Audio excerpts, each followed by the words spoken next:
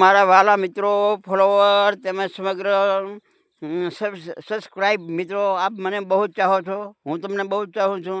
એટલે અરસપરસ બીજાનું કાઢું અકડમ ધકડમ એમ ચાલ્યા કરે છે. તો મિત્રો આ ઝાડ વિશે મેં આપણે 2 વખત વિડીયો મોકલ્યો હતો, પણ કોઈ કોમેન્ટ કે એમાં મને કાંઈ જાણવા મળ્યું નહોતું. તો મિત્રો આ ઝાડ શેનું છે અને આ ઝાડમાં શું આવી શકે છે તે વિશે આપ મિત્રો મને જરા કોમેન્ટમાં ફરી જણાવશો તો હું બીજાને કહી શકું કે આ ઝાડ આ છે. ઘણા લોકો પ્રશ્ન પૂછે છે કે આ ઝાડ સીતાફળ હોઈ શકે, જામફળ હોઈ શકે કે એવું કોઈક ફળવાળું વૃક્ષ છે, એ તો ચોક્કસ છે. બાકી કયો છે એ હું તમને જણાવી શકતો નથી. આપ મિત્રો કોમેન્ટમાં જરૂર જણાવજો. જુઓ, જરૂર ચારે બાજુથી હું લાઈવ નજીકથી પણ દેખાડું છું અને દૂરથી પણ દેખાડું છું. અને ઉપર એક ફુગરી માળો નાખ્યો છે. ફુગરી હોય કે જે કાબર હોય કે કબૂતર હોય કે કોઈ પણ હોય. જો આપ લાઈવમાં આપણે દૂરથી બતાવું છું. જુઓ મિત્રો, આ થોડોક દૂરથી બતાવું છું કારણ કે આખું સીન આવી જાય મિત્રો.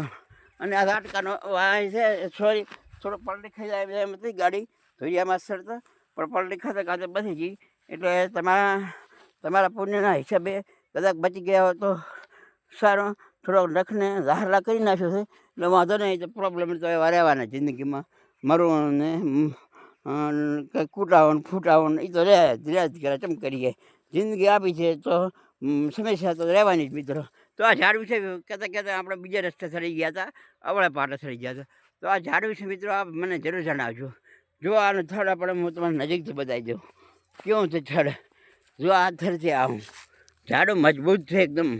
આ જો આ મિત્રો ઝાડું છે એકદમ.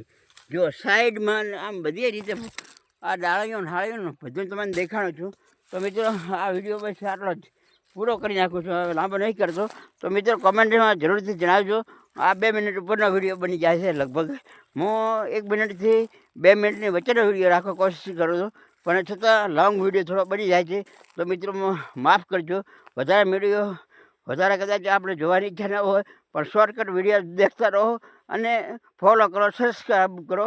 અને આપણે જોઈ તો એ માહિતી કોમેન્ટમાં જણાવતો હું એના વિશે માહિતી આપતો રહું. તો મિત્રો બસ આટલો જ. જય જવાન, જય કિસાન સાથે વિરમું છું. જય માતા ચામુંડા આપણે સુખી રાખે, સ્વાસ્થ્ય સારું રાખે, એ જ પ્રાર્થના સાથે વિરમું છું. જય હિન્દ.